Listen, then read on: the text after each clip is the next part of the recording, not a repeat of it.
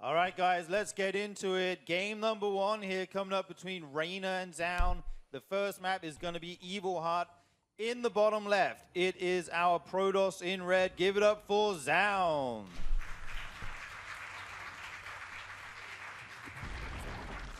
And in the top right, representing Basilisk, we have the blue Zerg player, Reynor. Thank you, sort of. Thank you, mate.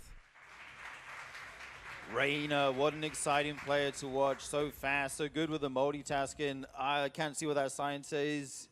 Oh, there we go. Go Reynor from Portugal. Wow, we got fans here from all across the globe. Yeah. It's so nice to be in the studio with all these players and fans playing the game live as opposed to online. Feels super sick, man. Yeah, absolutely. Nothing really compares to the atmosphere and environment at like an offline event like this. It's really amazing to be here. Okay, we did see this probe come out and block the hatchery going down at the natural expansion, so Reynor will take that at the third. That's slightly annoying to deal with as a Zerg. You don't have your... These two guys obviously played against each other last summer at the Esports World Cup, and it was a very important match because the winner would move into the playoffs and the loser was eliminated. I think Reynor took the 2-0 lead, then Zoun won Game 3 and Game 4. Final game was on the Last Fantasy, the 3-player map. And it looked like Zoun was going to go for a Zealot all-in, and it looked like it was going to be scary, but then Reynor was ready for it, and then Zoun decided not to go for it. And then Zoun basically had nothing but a couple Zealots and a few High Templars, and he died to Queens. But that was a close series. The first 2 games, it was all Reynor, but then it got proper scary. It was very nerve-wracking to watch that 5th and final game. This one obviously a little bit less high stakes, but it should still be fun. He's trying to slow down the mineral income in any way he can from Reynor. So that in this case right here, he's losing a few minerals here and there, but nothing major. Yeah, indeed. And as the core finishes up, we will be seeing the tech here out of Zoun. He has that pylon in the main base. Now, Reynor's been really good at floating his overlords in, especially against Jumi. We saw that yesterday. He would fly his overlord in at the perfect time. Not for the initial building, like this, if this is going to be a Stargate, for example, but the follow-up build from the Protoss, he would fly it in at like 5 minutes from a really good angle, and always get that follow-up scout. Yeah, usually it's quite easy to cover your bases for the initial tech, but then it becomes the follow-up becomes a tricky thing where you have to adjust a lot more. So just being able to get that sneaky scouting later, it's not always easy to do because Protoss gets air units out, they get more stalkers out, so it's a very important thing to be able to pull off. But so far, very standard. We see double adept from Zoun. He's going to put some pressure on. Reynor will respond with some Zerglings of his own, and then we'll see what Stargate unit he goes for. Zoun is definitely one of those Protoss players who could go for a Void Ray here, but Oracle will be the more standard choice for sure. Yeah, this adept coming into the base now, going to try and pick off a drone or two. Nice Spore trick there with the drones. Is able to save that one. That's super nice from Reynor. Does lose one drone goes down though. So, I mean, not a disaster or anything. He is able to save the second drone. The Adept will go home, meet up with his buddy. That's going to help him take his third base nice and safely. And it's going to be an Oracle first here from Zoun. Yeah, and this should be very, very expected by Reynor. He's going to use the links that he made to defend the Adepts to ideally try to keep the Oracle at home here. If the Oracle has to stay to defend the third, it can't be across the map to kill drones. So that's kind of the hope here from Reynor. So we keep this Oracle at home, a little bit busy, run around. Maybe we try to pick at the probe if it comes out. But Zoun being very careful here with the Adepts coming out and covering the path for the probe. Yeah, I feel like ZVC, the early game is so important, right? Like on the Zerg side, it's all about how many drones did you lose to the Adepts and the Oracle. For the Protoss, it's did you get your third up without any interruptions? You know, that gets their economy going. We see Spores at home for Reynor, so he will be prepared for this Oracle harassment. So this is the third place match, Reynor Zoun. They did decide to go for a best of 7, which I think is a little bit excessive. I would have preferred to see this be a best of 5. Because players in general are not too thrilled on playing a third place match after losing in the semifinals and obviously being disappointed. But this is the format I went for, and they didn't want to change it at the last minute, which is obviously fair. And once this best of 7 is over, there will be a tiny break, maybe a tiny interview, and then it's best of 7 grand finals between Hero and Classic. And then we have the ultimate RSL champion of the year. Kind of paying a lot of focus to the creep threat of Reynor, trying to shut that down before it gets too much. But in comes some links to the third base. I thought he was going to go for those Adepts then. But, oh, here comes some Queens as well. This is so funny. They can get to this Protoss space so quickly, and Reynor's what still is making this? lings right now. Yeah. He's got What his are we layer doing? on the way as well. Yes, this is What is something that you this? can definitely do on this map, right? Just because of how short it is. Like the creep space is already halfway, right? Like you mentioned. So you just want to put some pressure on here. Seems like it's a bit indecisive as he's like droning as well. So maybe just trying to force an overreaction out of Zoun here, who's getting 4 shield batteries right now. And Dude, this is kind of genius by Reynor. It looks like an all-in, right? Like, that's the only time you ever walk your queens across the map. But on Evil Heart, it's short enough that you can actually walk them back and start spreading that creep again. He's droning behind this. The word count equal right now, but like you say, Zoun made 4 shield batteries. He expects a big attack to be coming, but it's not. yeah, and he also warped in a bunch of extra adepts as well, which he does not have glaives. Is this and like he's, Queen going to Ling blink Bane, here, right? So or? you don't really want these adepts in any case. So as long I'm as a bit Reynor can confused. keep these links alive, they should be in a really good position to actually deal with this upcoming Blink Stalker pressure that's gonna come out of Zoun. Yeah, this is such a cool Hydras. map-specific thing here from But Reynor. Reynor, I his like economy that is he's kinda kind of bad. trying to put the fear in Zoun in game 1 with an all-in fake, it looked like.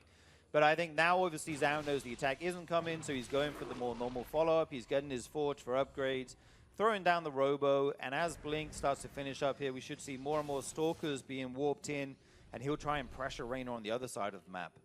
Yeah, he does have a decent amount of gateways. I want to say he has like at least 6. So he's definitely going to try to put some pressure on. We'll see how fast he goes into the Templar Archives behind this, because that will be the most common follow-up here. Reynor, in the meantime, going into Hydras, which will be very good at using to defend these this upcoming Stalker pressure. And then we'll see what Reynor chooses to do. If he chooses to go back into droning, or if he chooses to like commit to something like Hydra Ling attack or Hydra Ling Bane attack. It's definitely viable options for him. Yeah, making a lot of Hydras right now to deal with the Zerglings. These Oracles flying around, checking those really early infestation pit or hive. We did see Reynor go ultraless. Wow, on this Robo map Bay and second against Robo. Classic. So Zoun with some good. I kinda scouting like here that, actually. confirms what is going on. It's actually going to be a Robo Bay here out of Zoun. Yeah, Robo Bay and a second Robo as well. So looking to go into some Colossus play here most likely, which is definitely not bad, which is what Reynor is doing. If there is game music, it's very quiet. I don't hear it right now. Maybe the song ended or something, but I don't really hear it either. Before there's like, thermal lands and multiple Colossus out, or he could just opt to go towards Hive, get some Vipers to do with the Colossus. Those are the two most likely options here, I would say. It's not popular, Villa, but it can be good, especially if you feel like your opponent is gonna stay on lair tech. I think it actually can be quite good. Okay, this is weird. Oh my god, this is bad for Zoun. Oh my goodness. This is oh my goodness. No, there's no Bane speed, but And now there's this massive amount of Hydras. I think Zoun just lost the game, no? Gonna jump forward, fire down the cannon here, and the Oracle does not get the stasis. That was an incredibly good surround by Zoun Reynor. needs these Colossus so bad. They're in production right now, but only halfway done. Protoss units are falling, probes are falling. Zoun has a counterattack on the other side of the map, but will it be enough to offset the huge amount of damage he's The taking? answer is no. Even just the Queens will be enough to deal with these Adepts from Zoun. Stalkers falling left and right, but the Colossus are almost here. Can they save Zoun? Yeah, it looks like the third base is 100% dead, and yeah, with it goes the game. So Reynor takes game number 1. That was really beautiful link movement by Reynor.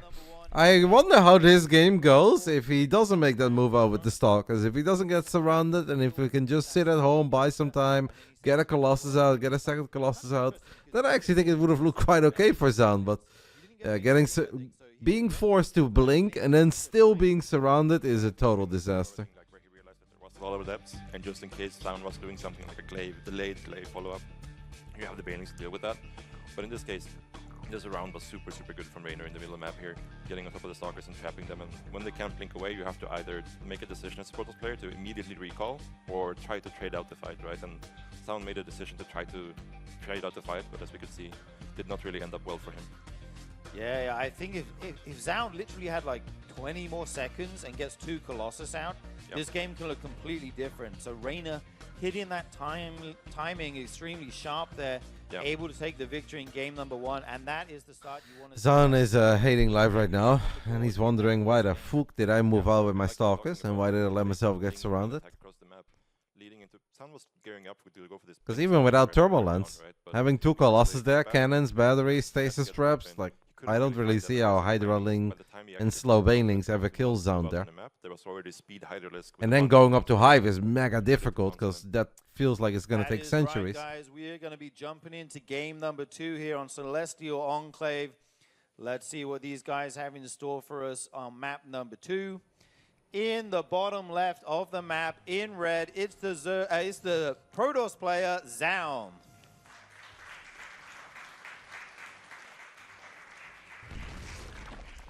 And in the top right, in the blue colors, we have the Zerg player, Reynor.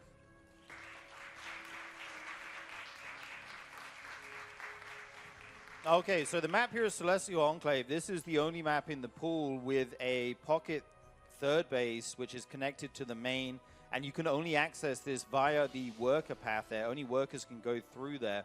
Talk to us about how this can kind of affect the strategies that we might see on this map, who this might favor, that kind of. It could have been close Infinity, but then right before Zoun had 2 Colossus out, he decided to move out with a couple of Stalkers, got surrounded in the middle of the map.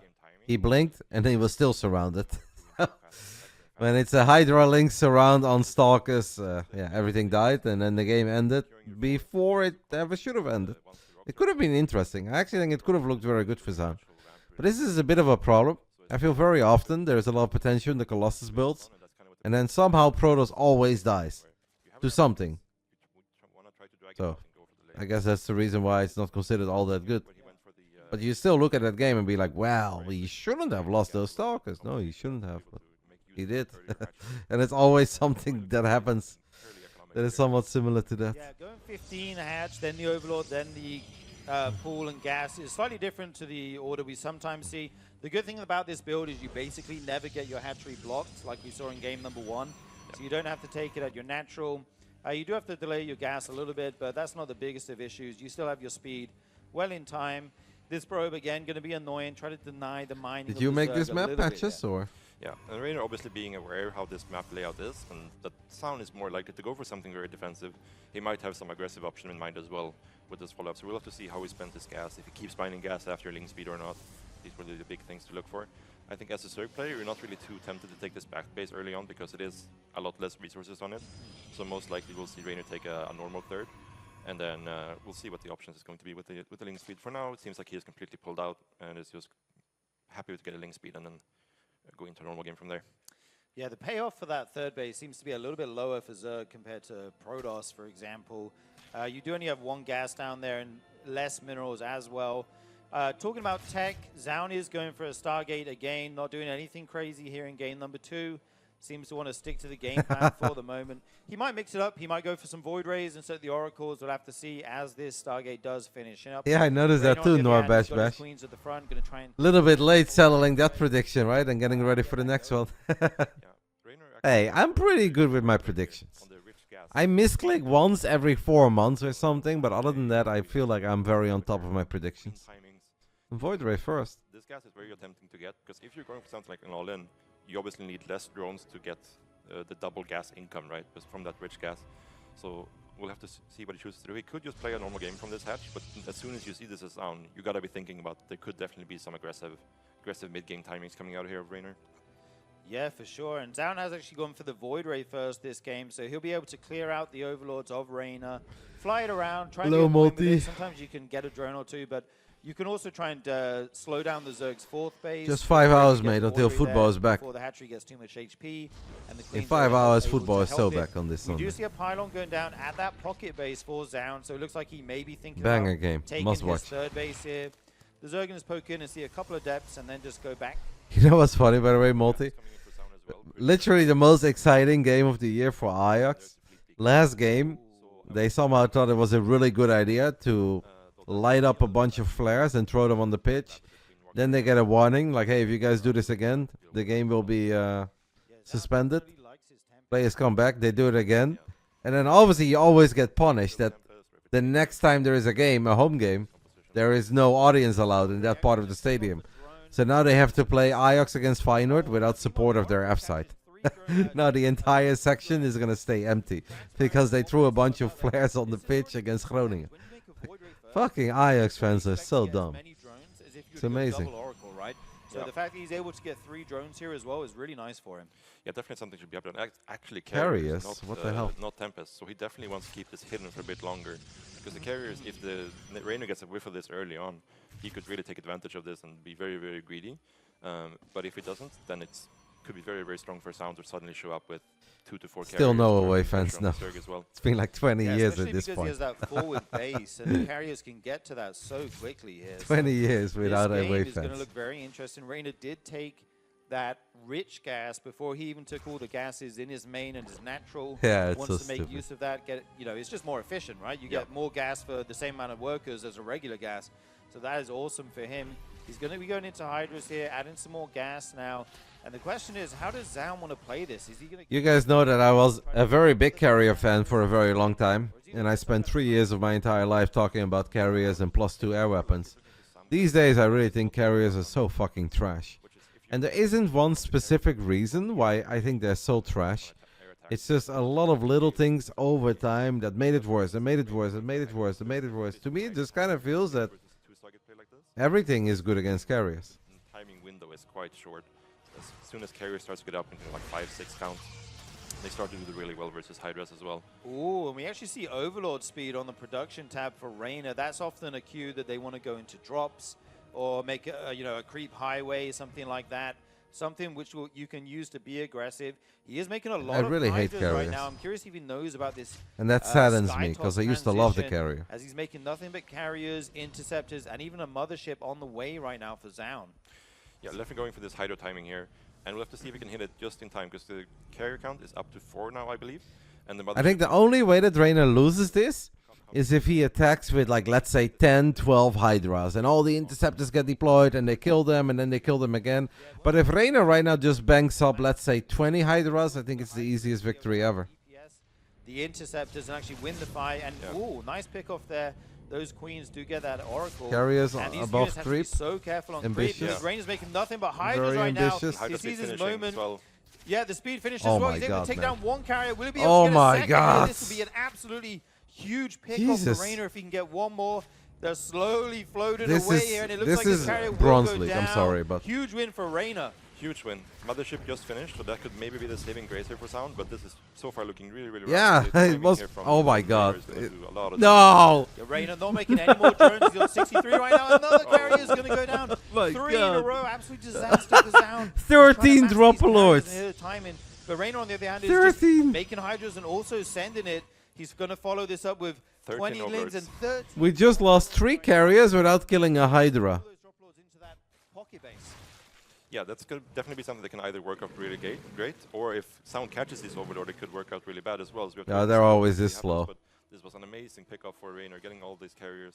Right as he's setting up to go for his own timing, Sound moves out right into him and is able to get 2 carriers, maybe even 3 for 3. No, this was a horrible game, I'm sorry. Now But going for the follow-up timing. this Let's was hope he has an overseer. this with was Sound. horrendous. He's the one There's no other way to for put Sound it. If there's no overseer in the mothership cloak. could I come in. have not seen an overseer. I'm very worried about Cloak going down and these units not being able to see anything. It looks like they're just This is attacking questionable attack by interceptors Reynor, right to be now, sort of. honest. The mothership will just okay. It does go down, so now he can see the Protoss army. It's still fine, and but these that was Hydras very can questionable. Get to work on these carriers, on these zealots. Reynor looking super strong right now. Yeah, that was probably the best scenario that Sound could hope for, but Yeah. Reynor was just so far ahead in supply after that initial trade with the carriers. Just too many Hydras for Sound to actually This deal slow with. zealot warp in. Yeah, everything seems to go Reynor's way here. GG. I also love how we have +1 ground weapons finishing up there. And look at the smile on his face. He's happy with that one. That's the dream scenario, right? Your Yeah. opponent tries to attack into you with air units. Any thoughts on the future of SC? Yeah, especially I mean, you're a little bit concerned about this. it's a deep question, matey. That's not something that I can just casually cover in between games while I'm watching a best of 7 between Reynor and Zoun. I don't really know. I don't think anybody really knows. Obviously, Esports World Cup is incredibly important. Whether people like that or not is completely irrelevant. If there is, as long as there is Starcraft at the Esports World Cup, Starcraft is doing good. If there is no Starcraft at the Esports World Cup, Starcraft will never just disappear because people love the IP, people love the scene, a lot of people love to play, but it will be completely different, and it will be 10 times more pure passion and hobby rather than profession and make some money. Esports World Cup is the only thing that really keeps it going at this point. Unless Microsoft wants to throw a couple million away, but I don't think they're going to do that. So. Let's go. So yeah, Mothership coming up. BlizzCon is like very irrelevant. Even if BlizzCon would announce, and I don't think they would ever do that, but even if BlizzCon would announce, let's say, a $200,000 tournament for Starcraft, that is not enough to get an entire scene going for a year. That would be amazing, and especially amazing for the guy who wins it. But that doesn't mean that all the other big esports organizations are suddenly interested in Starcraft, because that will simply not be the case. And if they're not interested, then players don't have a salary. And if players don't have a salary, they're not going to be playing throughout the entire year. They'll be doing their best for BlizzCon, and it's going to be an amazing weekend. But you need the team support. And the only way that the teams care are if Starcraft is part of the Esports World Cup. It's that simple. It always feels weird calling this the bottom. Yeah, I right? know. There will always It's be like tournaments. slightly Like, there is a difference between there being a so, we'll roll competitive scene where a lot of people get paid or a scene where there's tournaments. Starcraft will always have tournaments because the game is amazing, it has amazing history, and it has a lot of very passionate people. But just having a few tournaments doesn't equal having a bunch of people on salaries and earning money every single month without there being a tournament. Of course you can be an SC2 player without a team, but it's part-time, it's hobby, it's passion. And then once in a while you can obviously win something, but right now being full-time SC2 without a team is insane. That's something that's almost impossible to justify. Unless you're a very big content creator, then obviously you're okay. If you're not, yeah, it's not a living. It's just the way it is. It could potentially be like some one-base builds that Protoss could bring out, but it's very gambly for them. I haven't kept a track of it, Pulsar. I don't think it's amazing, but I also don't think it's the worst thing ever. It's just, I expected a bit more for the offline weekend, to be honest. I just think a lot of StarCraft 2 fans are very hard to reach right now, and a big problem for StarCraft. Like, StarCraft has something that is kind of unique, and that is that a lot of people love to casually watch it, and they really don't care when they watch it. So they can watch it back weeks later, months later, and it doesn't bother them. They just want to have a good game on their second monitor while doing their job, which is great, and it's cool that so many people love it. But that is kind of bad when it comes to justifying big live events. For instance, at the most recent Esports World Cup, it was stated multiple times that it does not matter how many views StarCraft gets on the YouTube VODs. They don't care. What they care about is how it performs while the event is running, live on Twitch, live numbers on YouTube. But Twitch was actually more important for whatever reason. That is what is very important. And the fact that, you know, a couple 100,000 people want to watch it back 3, 4, 5 months later is not as important. So yeah, it's just very tough right now to run very big, successful live events. 1 hour after Roddy's saying he cannot cover the future. Well, in the end of the day, guys, a lot of the things that I say are just predictions too, right? I'm not a fortune teller. I'm not always going to be right. I can definitely tell you things that I know, or that I've heard, or just the way it is, based on numbers, based on life experience. But in the end, if we're guessing the future, of course, I don't really know. If I would know that, I would tell you what stocks to buy, and then we can all run a lot of StarCraft events. Seeming to pan out too well for him last game. And, How well did it do live-wise? StarCraft 2 definitely didn't do the worst, but it also didn't do the best. Out of the 26 games, StarCraft was ranked like 19th or something, with 1 being the best and 26 being worst. But it was somewhat close to a couple of the other games in the middle of the pack, and some of those games were a lot more expensive, so not a disaster, just not a slam dunk success either. Yeah. So that is somewhat nice. I mean, at the end of the day, it's more preference, right? The players have bases that they like to take based on their style and stuff. Right now, we do see the Spores are in time to deal with this Oracle harass. The Queen's StarCraft, like, it's not just a StarCraft thing, by the way. This is a bit of an esports thing overall. Like, I think esports definitely had a bit of a bubble, and then, you know, everyone thought next year it's going to be so big, and then it didn't really get that big. And if anything, a lot of esports got smaller. And Twitch kind of got taken over by IRL streamers and whatnot. So it's an odd time for a lot of esports that are not, you know, as big as Counter-Strike or League of Legends or Dota. But even Dota has been on shakier grounds, right? Like, they've been talking about Dota dying for years. I obviously think Dota's totally fine. But for a lot of the smaller games, and StarCraft 2 falls into that category, yeah, esports has gone through a bit of a weird time. And then the Esports World Cup comes around. And that is a really, really, really good way for a lot of people to justify doing this as a living. And I'm talking mostly about players ending up on teams and getting salaries, because the teams get money from the Esports World Cup. But yeah, then your game obviously does need to be a part of it. Then Reynor should have more than enough units here to actually deal with this. Oh, the turret's exposed. No Spore or Queens at this base. 6 drones going down. So Zoun finally found his, good first harassment in this series. The Adepts, I imagine they will not commit to that shade.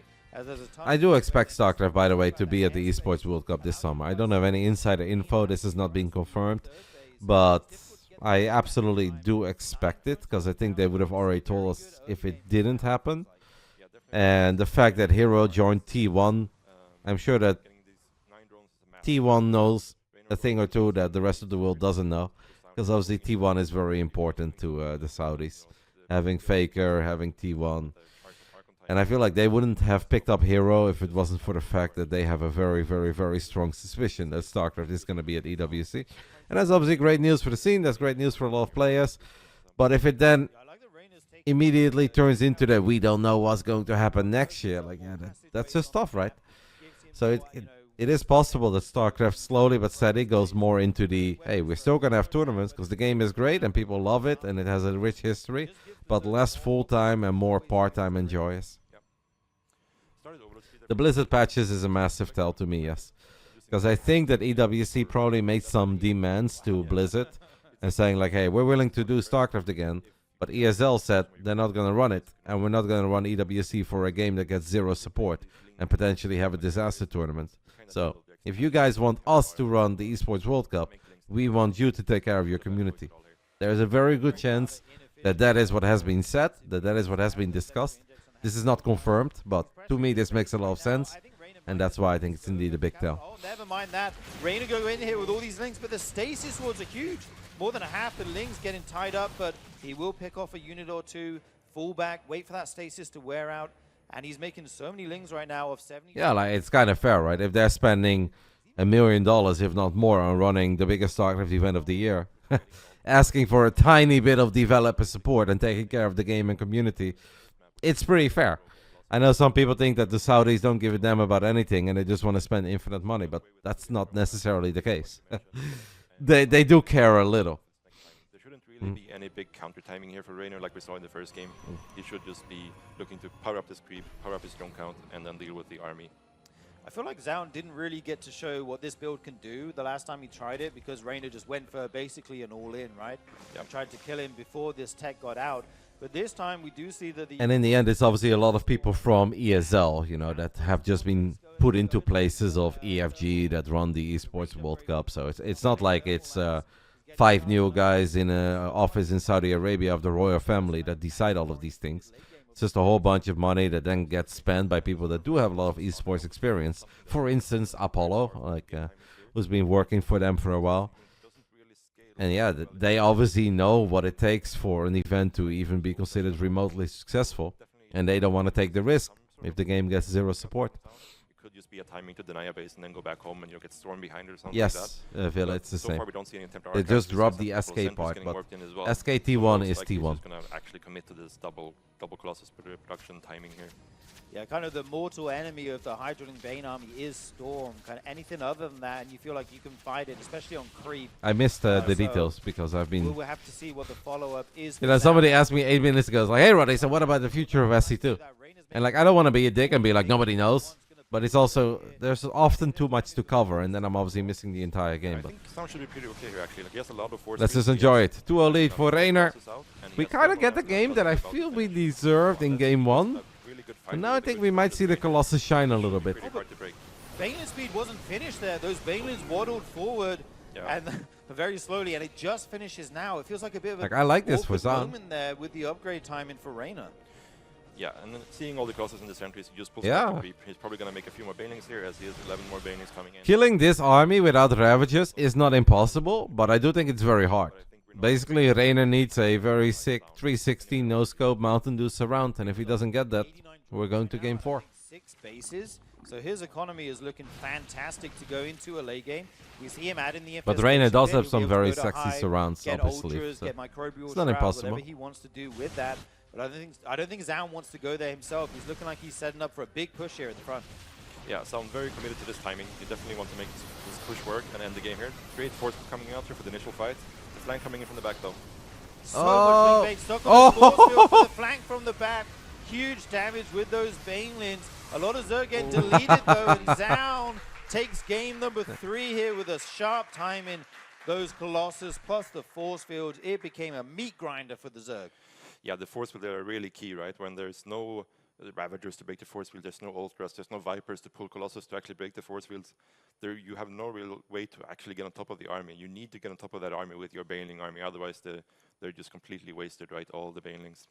Yeah, the fight kind of happened in an awkward spot for the Zerg. Normally you want to be coming in from, you know, 3 or 4. I honestly think Reynor's engagement there is almost as good as it's ever going to get. Like, of course there will be force fields. There will always be force fields. This is the way it is.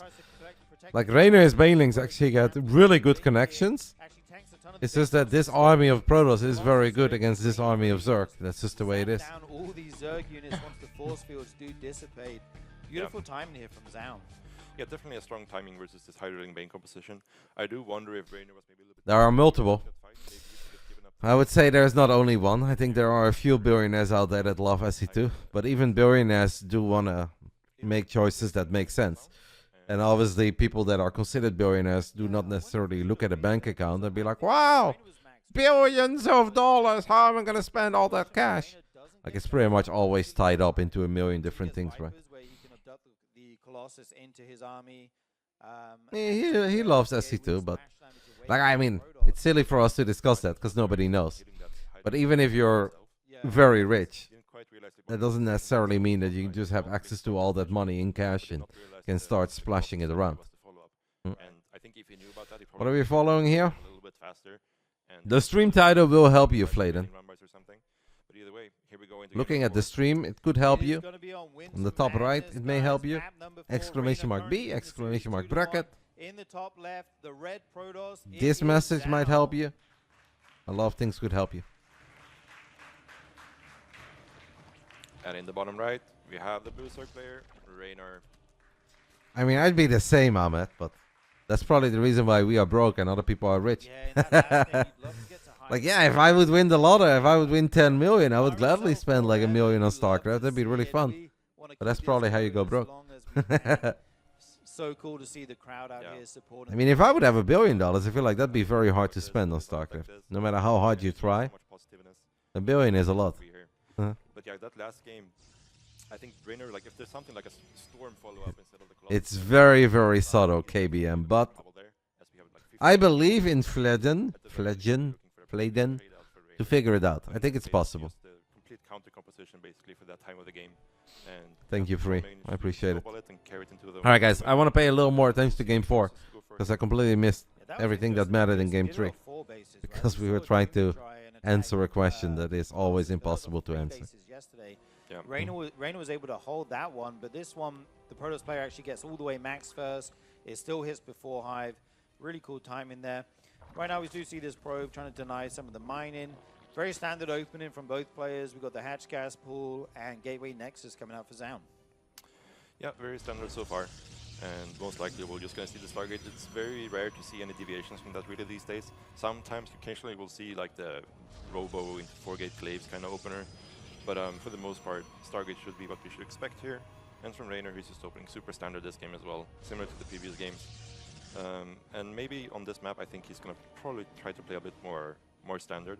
Trying to play the high-rolling Bane compositions can be very good in certain situations. But it's really one of those things that can...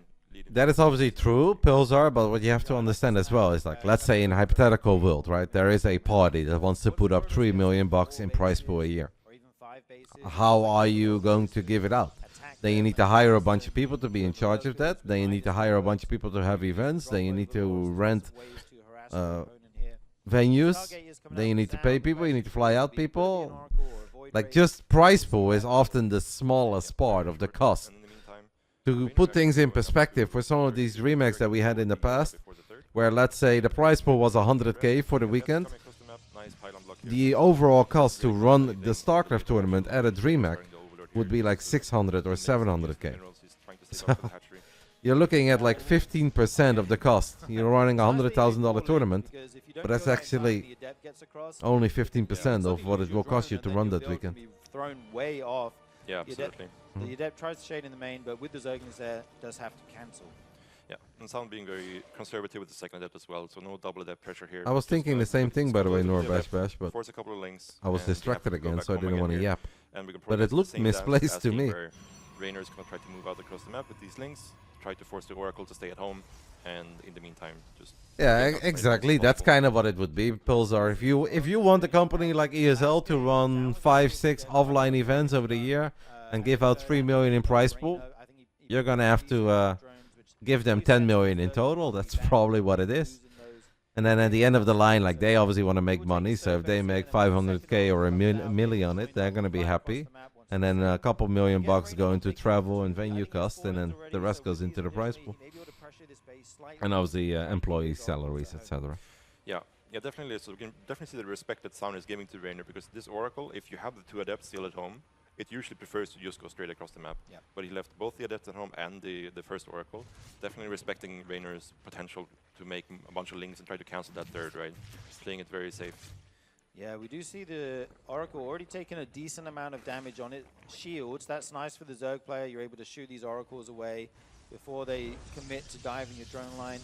Alex is still working for ESL or EFG. I don't know his exact role, but he is no longer just the product manager on Starcraft 2. They've probably moved him around a little bit, and he's probably helping out in various titles right now, and I'm sure he's still doing his best for Starcraft, but it's definitely, he's not just the Starcraft 2 product manager anymore, because that job does not exist. So far, it's a better defense than he was running the chess event too, yeah. I didn't know that, but that makes a lot of sense to me. Good morning, I guess. Reynor target firing down the Oracles as best he can with the Queens, leaving those Adepts to the Zerglings. And right now he hasn't lost anything. Oh, no target fire on that, so only one drone going down. All 3 drones were injured, but not a single one died. Yeah, the one thing a little bit possible here this looks good, by the way, guys. Here from Reynor. Normally, when you're going for this fast Roach Warren delayed Evo build, you usually time it with a fast lair, especially when you're going to something like +1 melee or range attacks here as Reynor. So I'm kind of thinking maybe that was a bit of a mistake. I was just talking about him, Dark Wolfie. In the meantime, Apollo literally works full-time on the Esports World Cup. He has an official title, but I forgot his title. But I think he's like Vice President of Relations, something along those lines. Fancy title at EFG. Basically everything related to Esports World Cup. He's in Saudi Arabia right now, actually. He will be there till the end of the week, then he goes home, then he might have to go back again, and like right after Christmas, and then he'll be home for a bit, and then he's going to be there all summer long. Normally, when you see like 6 gas here from the Protoss and you see some Blink Stalkers, you would expect it to be either, well, most likely Storm. He is very around, like just behind the scenes. So kind of a nice but he's very around. From Zoun, where he's going to show the same thing as he did. I was talking to him last week, actually. But it's actually going to be something completely different. And with the second target coming down, you would kind of expect that this is for most likely carriers. Could maybe be Tempest, but usually when you go Tempest, you would like to pair that with Storm, right? Dude, I had a ladder game the other day where the guy went Fleet Beacon and 3 Stargates and then didn't make any capital ships, and I made a bunch of Corruptors like an idiot, and I just died. That was really annoying. I don't think we're going to see that this game. Reynor, much better than me. It is the mothership coming. I think Reynor's position is good. We'll be seeing some Tempest or carriers. Yeah. There we go. There's the yeah, first I like it. here. I don't think there is a lot to be very concerned of right now. Could lead into a very long game. Like, Zoun can't really attack with Stalker Tempest. That's not a thing. At least not as far as I know. So he can basically only defend, and Reynor is going to go Hive, and he's going to get upgrades, and he's going to get a bunch of bases, and he's going to get rich. I think Reynor should be totally fine here. But in this case, kind of reading out on the mind games here. Some people have speculated that could be SC2 at IEM Krakow. I haven't heard a single thing about it, but I believe that that could absolutely happen. Because, to go back to what we were talking about earlier, I expect StarCraft to be at the Esports World Cup. Obviously, if StarCraft is going to be at the Esports World Cup, there needs to be like a little bit of a build-up to it. So, combining that with an offline qualifier for EWC over at IEM, yeah, that makes a lot of sense. I can see it. He's getting +1 melee right now, which is kind of interesting to me. I'm not sure if he was planning... I'm not sure what exactly... IEM Krakow would be very cool, even though I would miss Katowice. Because Katowice is actually amazing. I have honestly grown very, very, very fond of Katowice. That place has hive like this, you're a special part of my heart. I just love it. Great city. So you do want to end up making a lot of links down the line. So just getting the upgrades when you once you get. Yeah, I think what Reynor will do here is just everything, right? All the hive tech upgrades, Ultimate Dream Army, Double Spire, 3-3-3-3-3. Wow, a lot of upgrades on the way. We He's could got armor and be a aggressive a bit shield. earlier, but I think Reynor can just get the sickest army imaginable, and it's gonna be a long game, and it might be a painful game, but I believe Reynor should be totally fine. On the way right now. More gateways finishing up here. This game is starting to heat up a little bit. Yeah, basically just getting to the standard. Are you going with your girlfriend, Multi? Just like a little Christmas trip, or why are we going to Krakow? Standard late game here actually, and this is gonna be the first time we're gonna see a proper late game. If you see a very, very big castle, that's where Kalaris lives. Yeah, this is definitely. Oh my god, I You can just ring. That. I was like, Be oh, like, hey, Zoun's James. got a lot of workers. He's on 80 probes. Yeah. And I looked at Reynor, By the early mothership on like 120 supply. Well, motherships take a little while to build, so you obviously don't want to be too late with it. But motherships are very strong defensive units against low-tech Zerg. If there are no corruptors, it's very hard for like Hydras and Lynx to attack into a mothership. Attack through a time warp, have to worry about a million overseers. So getting a mothership out early kind of guarantees you to live for a little while. Minerals and gas with those drones, and then turn them into static, so you have a much more stable setup going into the late game. Yeah, definitely. We were talking to Reynor before this series, and he was saying that he thinks if you can get to the late game against Protoss, it's not too bad, it's playable, you have chances to win. So it looks like for once we are going to be seeing this kind of late game here. He's getting his Corruptors on the way. Could be a Broodlord transition here as the Greater Spire finishes up. He's going for the beginnings of what looks to be a Spore Forest here with all these Spore Crawlers coming down. Yeah. Yeah, so this is the time of the match where this is kind of the tricky part for the Zerg when you're trying to get into the late game, where you need to have a lot of upgrades. You need Double Spire upgrades, you need Infestors, you need Vipers, you need Broodlords, a lot of expensive units to get. But as you can see, Zoun pretty much already has his late game army up and ready. He's ready to go out on the map and start poking and looking for some fights. So now it's kind of on Reynor to try to keep Zoun a little bit busy so that he can't put too much I don't think pressure Zoun's army is while that Reynor good is now. setting up his perfect late game army. He's got no air upgrades, he's got no shield upgrades. It's 200 supply, but with 20 Zealots, couple Stalkers, couple Storms. I'm not that impressed by this Protoss army. Running around, picking off workers, finding little groups of units like this and clearing them out. More of the Protoss army will come over here, so these Zerglings will all fall. Yeah. But it's nice for him to trade those out, because now he can make Broodlords.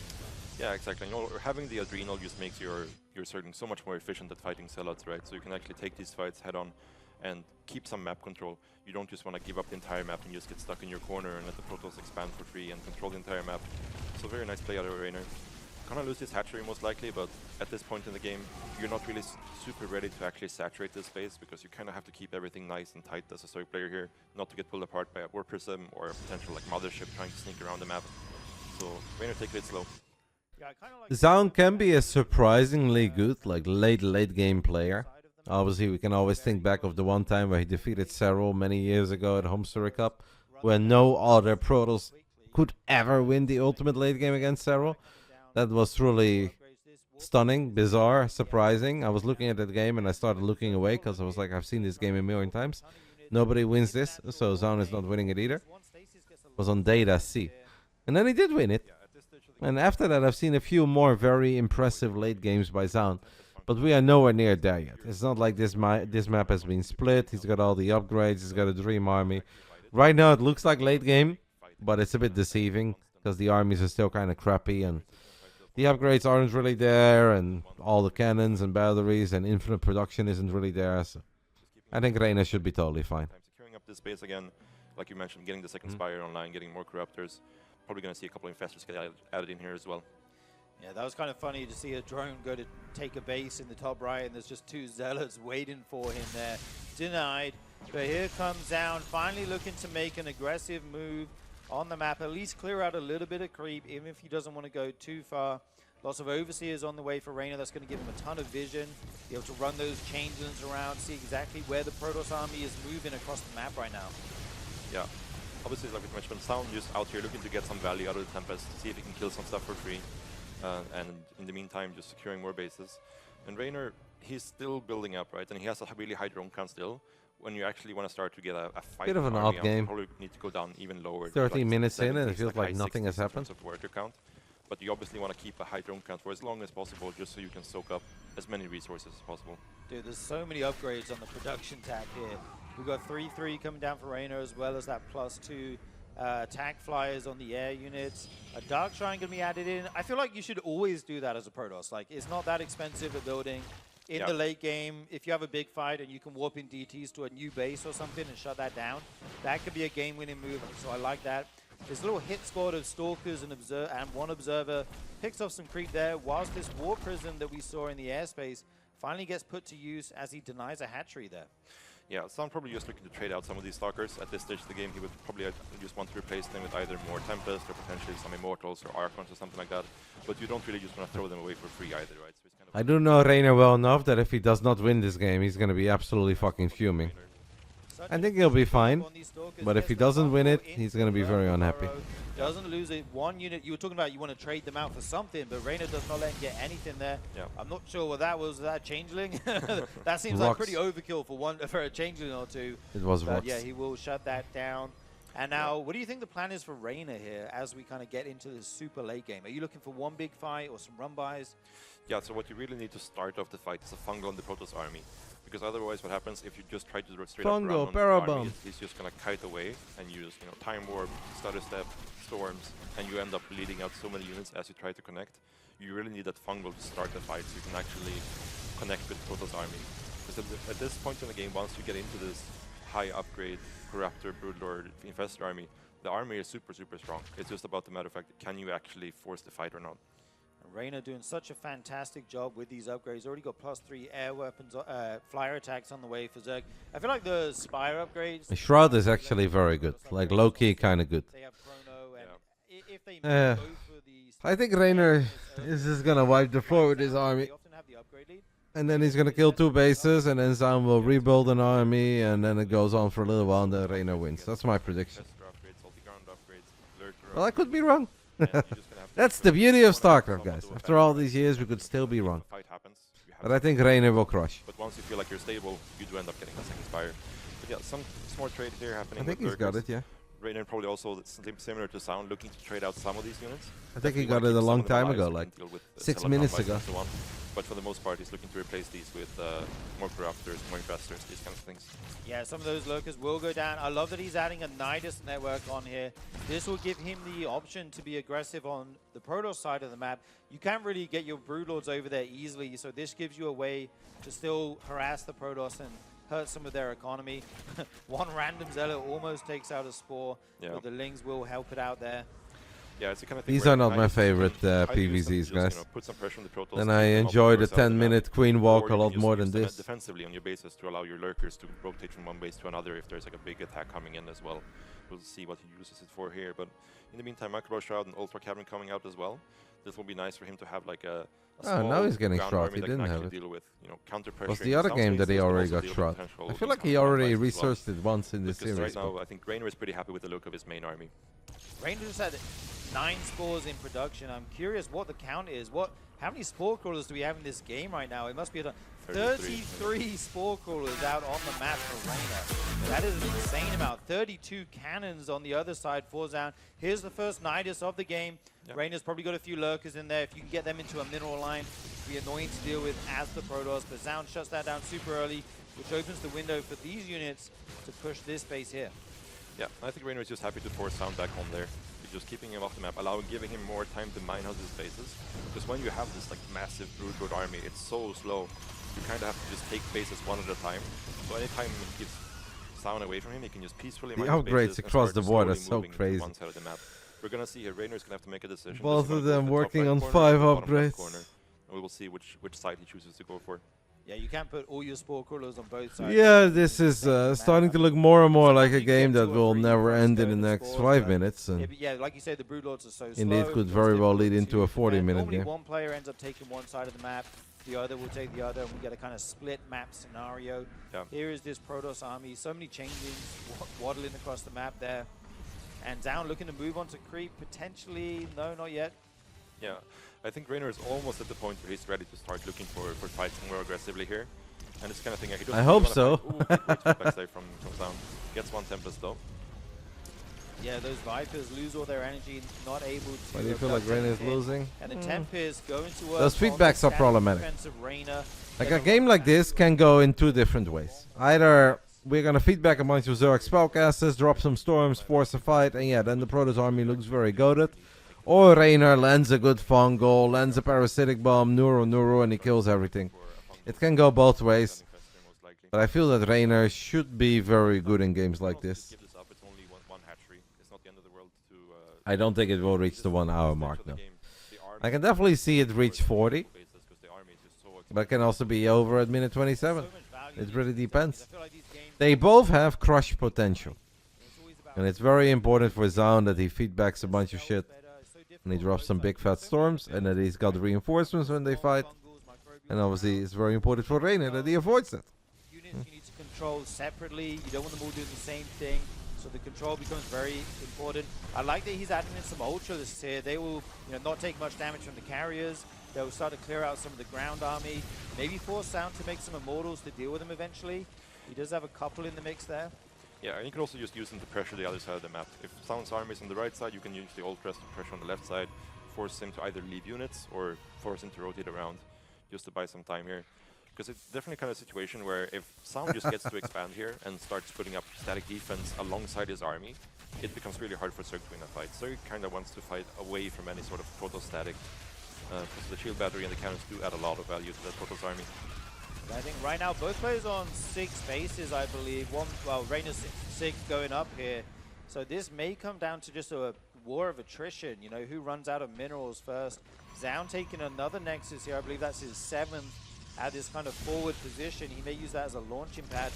These Tempests, again, so much value, killing spore after spore here. Yeah, and we see Reynor starting to look for quite a little bit. Gets a couple of Templars here. Nice neural on the Tempest as well. So nice picks up here for Reynor. Doesn't need out a couple of units. The Tempest killed the Oracle. Yeah, it all comes down to the efficiency here in the super late game. How do you like that, Zoun? While picking off some of the others. I kind of like to see Reynor take the bottom left base. That feels like maybe an easy one for him to get. I'm actually surprised that Reynor has already lost 4,000 resources more.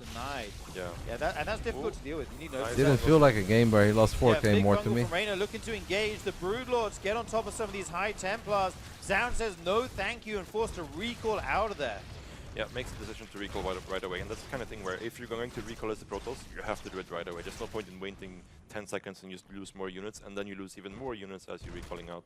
So great snap decision there by Zoun. I like this little double shield battery at the front. Just like, if I want to push, I'll do it correct, here. My units will heal their shields up a little bit. Reynor now adding in more Vipers, Ultras, getting the ultimate late game here. This is like the dream Zerg army, right? You couldn't make anything better than this. Yeah, absolutely. So looking for this multi-prong attack there, very nice. He does want to clean this up. Like we mentioned before, Reynor doesn't really want to take any big fights near proto-static. He wants to fight out on the map, so it's very important that he's using this side army to clear out these forward bases from Zoun, right? So there's no static fallback point for the Zoun army. Yeah, and this little side army becomes so extremely efficient with the microbial shroud. Just saw like 100 lava at that base, by the way. Reynor is going to have an instant remax. And if we look at the banks, as the players do start to mine out these bases, Zoun actually has quite a good bank. Normally we see the Zerg with a bigger bank, but he's already got 10k, 7k in the bank, 11k, 7k, 4k. When you say low elo, how low are you thinking? Because I believe that I would actually be at a heavy disadvantage against a Zerg of similar skill level. I feel that a lot of Zergs at my level are better in controlling that army than I would be in controlling this Protoss army.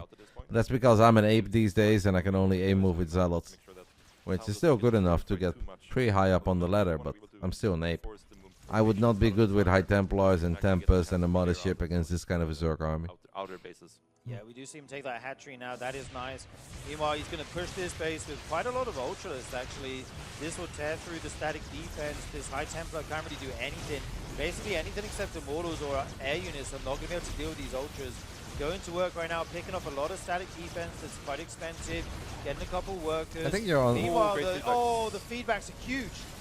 Yeah, massive feedback save. Still gets a couple of fungals off, so he will pay some price for that. But that's this kind of thing there where Reynor's actually going for the fight, picking up someone with the Tempest. But I think we'll have to see him back off here in just a little bit. He might There's a actually lot lose of dead all those overseers. which are up there together, and he won't be able to see the units if he doesn't have detection here. The Broodlords start to fall. Oh my Zoun Reynor. picking up a lot of Zerg units here that are super Reinforcements, expensive. maybe? He lost some workers over here, but these Zerg units need to come back home and defend. Yeah, Do we have any larva anywhere? With the great feedbacks from Zoun, and not having the infestor in here in the fight is so crucial. And then, like you mentioned, all the overseers dying. The He's got mothership so much is really larva there suffering in too. that fight. He And wasn't using you it. see, Reynor tries to remax here. He always has the map bank to do it, but is Zoun gonna actually get the time to get another army out like that? I will have to wait and see. Reynor in so much trouble right now, trying to remake his army. He's making 50 lings. That's not really what you want in the late game. It feels like they're out. Oh, was he Stalkers here at supply the front, block because though. he Gets lost a all the fumble. overseers? These three adrenal lings will go to town on these stalkers. You can't really run away on creep because the Zerglings are just so fast. There's even one lurker there. They will try to get out of there with their lives. 6 more ultras on the way. It feels like a good engagement for Zoun. Man, even those stalkers look very tanky, no? With +3 plasma shields and +3 armor. Even though he doesn't die here, I was actually really surprised that all these stalkers didn't die a whole lot quicker. and that's the kind of thing with this game. It's not like a CVT where the Zerg has a lot more bases than the Terran. The economy is always It's different, Nemasista. Nemasista. efficiently here. What are you guys doing with these Twitch names, by the way? You guys are making life hell on me. Yeah, last game it looked very silly, but that obviously wasn't really Skytoss. That was more of a an opening and then a very questionable move out and an even more questionable retreat. This is a very different game than what we saw last game. Or the game before that. Yeah, this fight not being Wasn't the last game the Colossus Baning game? right next to the protostatic here. There's a warping point right But there. I know what you mean. It's really hard to win the fight. Zoun has always been, that's why I brought up the game against Serral. Zoun has always been very good at this stuff. I still thought though that Reynor was just going to crush. And I still think Reynor is going to crush. Because I actually believe that the Zerg army benefits a little bit more from the worker counts going down. So when the armies grow to 160, 170 and the corrupt account is getting crazy freaking high, and you have a lot of Vipers and a lot of Infestors, I think that favors the Zerg a little. But obviously that previous fight was a monstrous victory for Zoun. There's no denying that. Yeah. The little bit of a problem right now for Reynor is that he was worried about Zoun pushing after that last big fight, so he actually ended up remaxing on 9 Ultras. But now that the game is slowing down again, you kind of want that same army back where it's more Broodlords, more Corruptors, more Infestors. But now he doesn't have the supply to make everything he needs. So the next fight is going to be kind of awkward for Reynor here, where he kind of needs to find a way to get some good value out of these Ultras. Yeah, it would be nice if he could trade them out for some bases while the Protoss army is somewhere else. It does move quite slowly. Of course, you do have double recall available with the Nexus and the Mothership, so you always have that option as the Protoss. I'm very sleepy because I heard mother shit there instead of the mothership. But I'm sure that the man was talking about the mothership. We'll probably see Reynor's just going to run away from this army. I would This expect game him is to try putting me slow to down with sleep. the right side, but he's kind of trapping himself here a little bit. Yeah, indeed. You don't want to lose these units for nothing. You'd like to trade them out, but they are still expensive. Oh, these Ultras are all going to get caught by these Archons and Tempests. A couple of them go down. He comes back to this bottom left base. And this has been the difficult thing for Reynor, establishing this bottom left base, right? It keeps getting denied. Yeah, he's not really... No, the no! Infestors. You cannot lose these Infestors. They're so important in the late game fights. They're 150 gas a piece. They're very expensive. But I finally, am looks dead. like Reynor does find an You're angle right. to take out some static defense. Yeah, so this is a great scenario for Reynor. Now it's just a question, does he actually have enough to take this fight? Because Zoun is definitely bringing the fight to him. The Zoun's army Yeah, I looks only sick. see one overseer in this army right now. Got to be very careful not to lose that. We'll see if we hello? can- The storms go Hello? down. This The is a bad Fungal's fight go for down. Reynor. There is so This is not much even a splash fight. damage on the screen, but it looks like Zoun This is not a will be fight. coming out victorious in this fight. The consolation prize is for Reynor is he'll get one Nexus, but I don't think it's enough. Yeah, he does up to remax on Ultras here, and the plan is just to try to wipe the ground army and then remax on Corruptors, but as you can see, the bank is very limited right now for Reynor. There's not really going to be a Corruptor remax. He realizes this, cancels some of the Ultras that are in trouble down there, but still, this is... He can most likely win the following fight. Yeah, but he's Reynor also is getting clearing all owned. the, I love my hatcheries boy, just but to there's get no the other army. way to put it. I think Zoun may is be getting on the base brink after here of base after making base, progress and in he's this dealing game. damage. Finally, Reynor's bank in at least the gas. Reynor has not been able to secure new bases while not losing any bases. Reynor is losing the fights, and Reynor is not really denying bases. He gets one or two. This was very strong by Zoun. Weird base creating There's scenario, no other way around but it. he's gonna need a lot of time to actually, make Infestors, make Corruptors. He has the Vipers out already. Games like this also makes you appreciate how incredibly fucking good Serral is in literally everything. Because Serral never loses bases.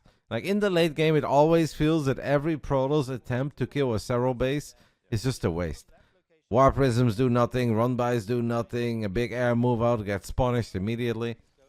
It feels that Zerg is completely untouchable. And then you look at this game and there's like Zealous here, Zealous there, a big army here, storm, storm, storm. It's like, well, I guess it's pretty hard.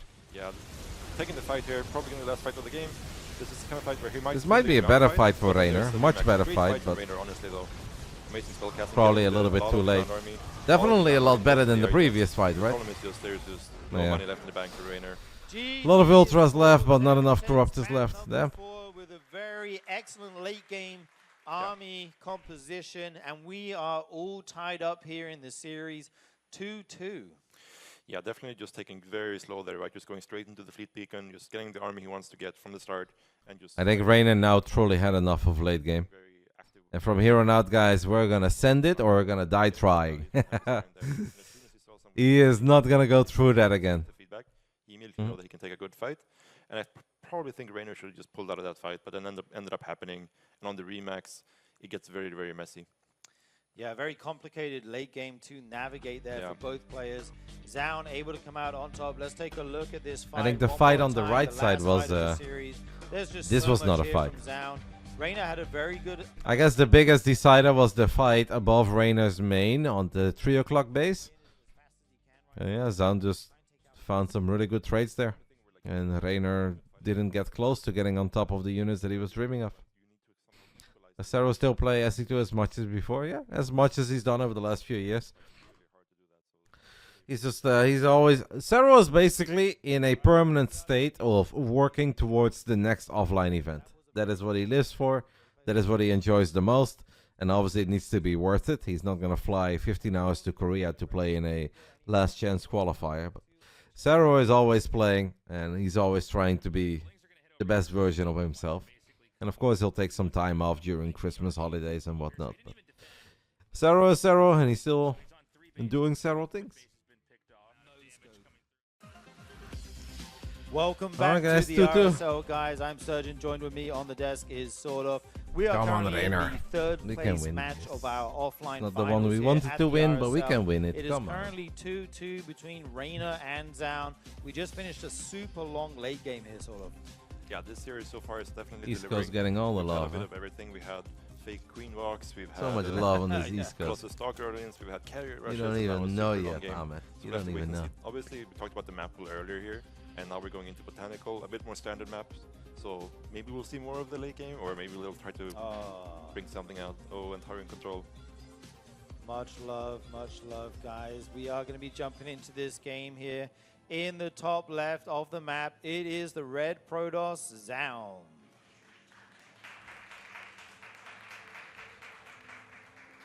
And in the bottom right, the blue Zerg player, Reynor.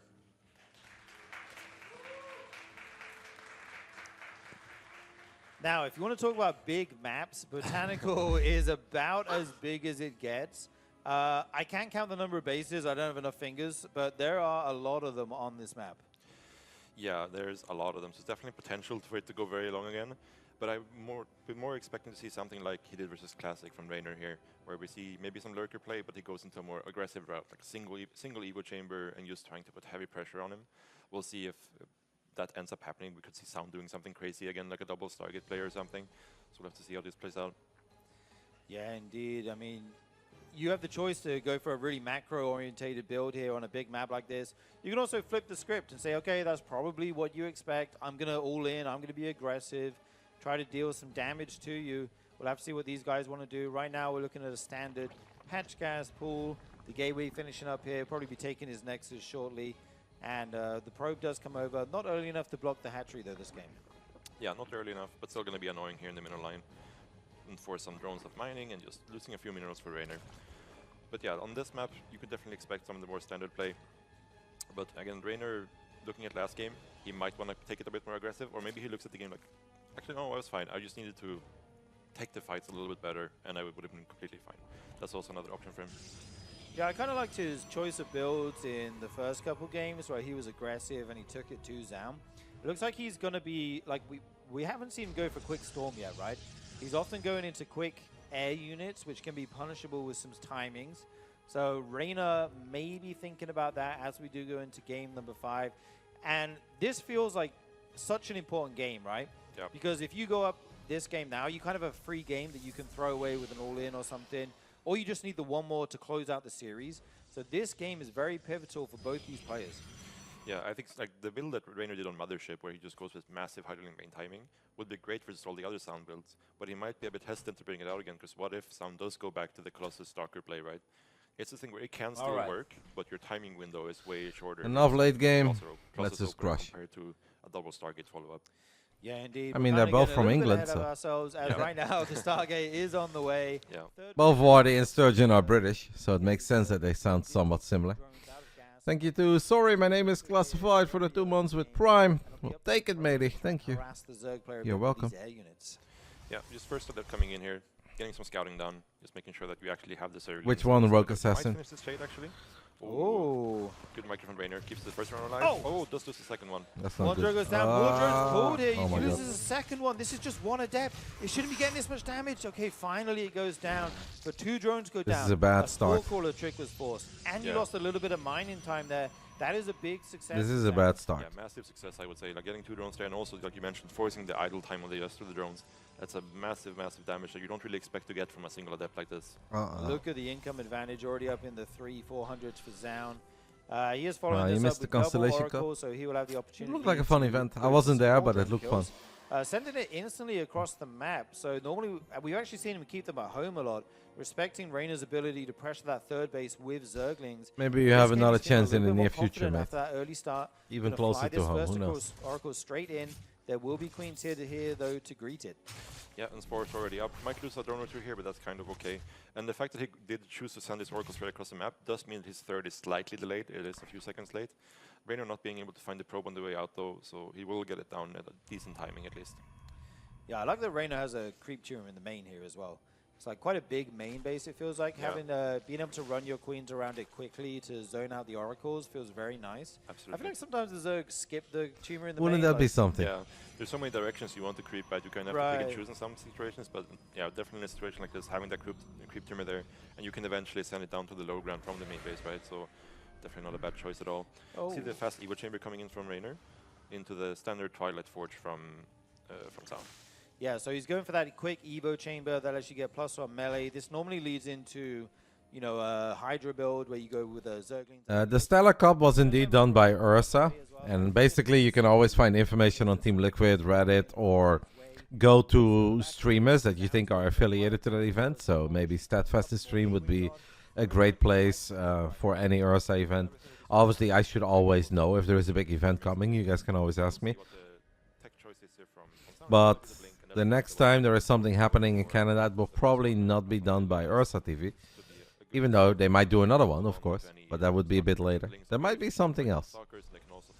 Not confirmed yet, but there are rumors. And by the time it's announced, you hear about it everywhere. Yeah, he actually put for a sure. stasis ward on Reynor's 4th base, which caught the drone trying to make it there. So that's actually going to delay this 4th base for Reynor by Maybe quite soon a lot, TM. as that drone will have to be free from its paralysis, able to make that base. A couple more drones go down for Fingers Reynor, crossed. but he is getting his lair on the way. +1 will be finishing soon. Oh, it would be very nice if he's able to catch these zealots. Gets the Adept, catches That two I of don't them there really with know, the surround. Pilsar. This You would one have to will ask Bruno. just shade out, and the Stalkers will be coming to its aid. It's a slow warping actually. Oh, it goes down anyway. Yeah, that was a slow Stalker warping, so it was a little bit sketchy there for a little bit, because that pylon is not in range of the gateway there.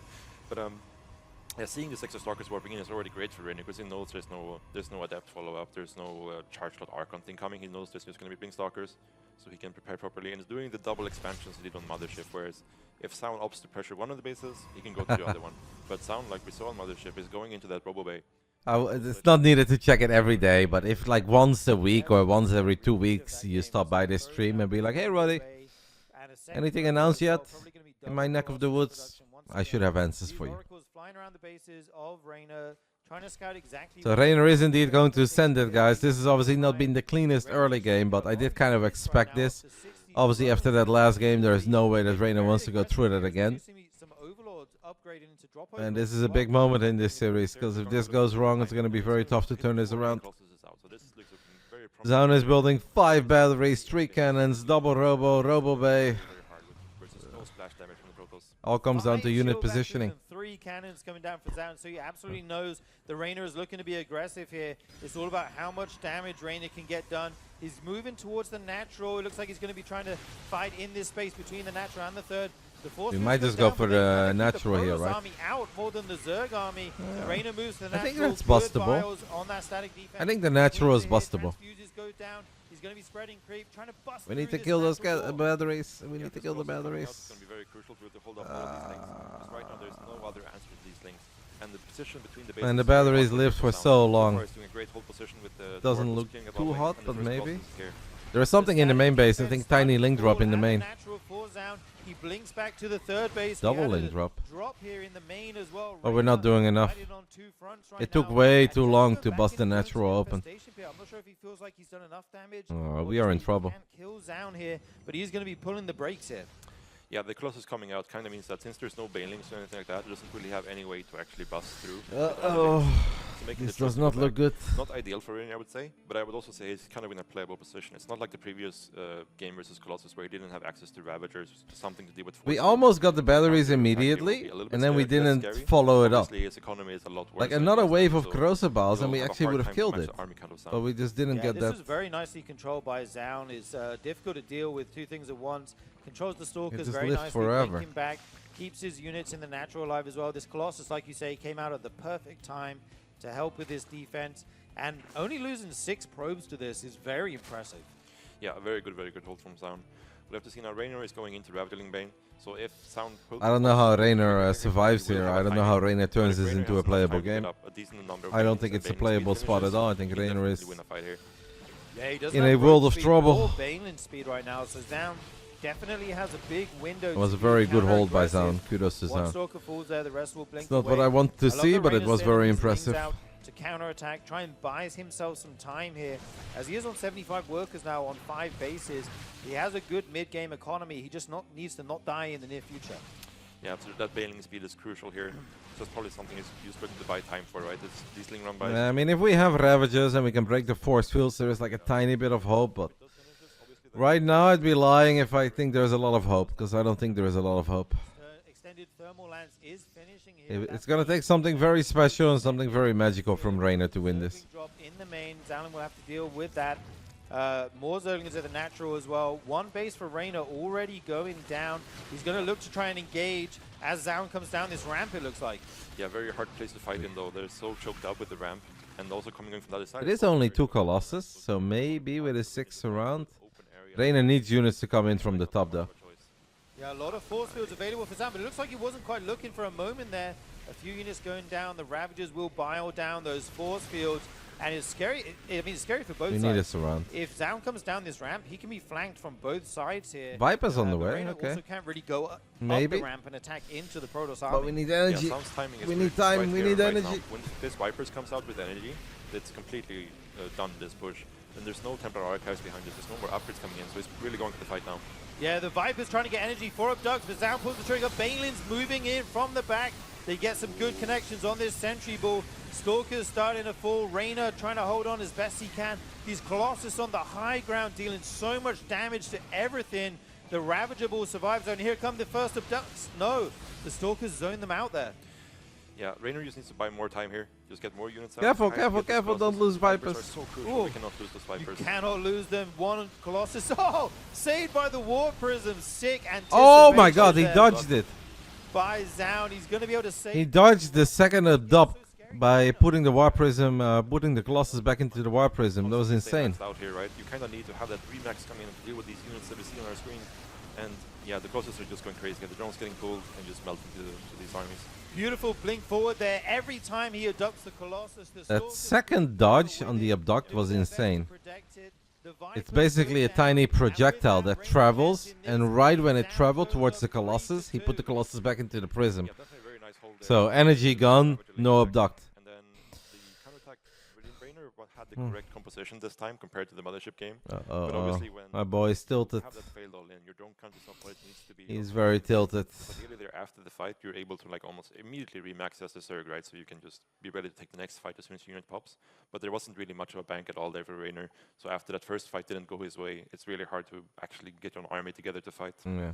Yeah, I just want to talk about how well Zoun played. I do think that Reynor messed up his attack a tiny bit. Like, I don't know if it was supposed to work or I don't know if it was likely to work, but if we almost one-shot 2 batteries, but then we don't one-shot the 2 batteries forever. By the way, take a look at this second abduct. Not the first one. This was a 6 save, but I hope they stick around for the second one.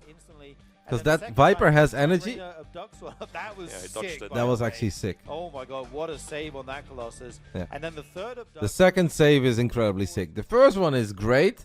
The second one is fantastic.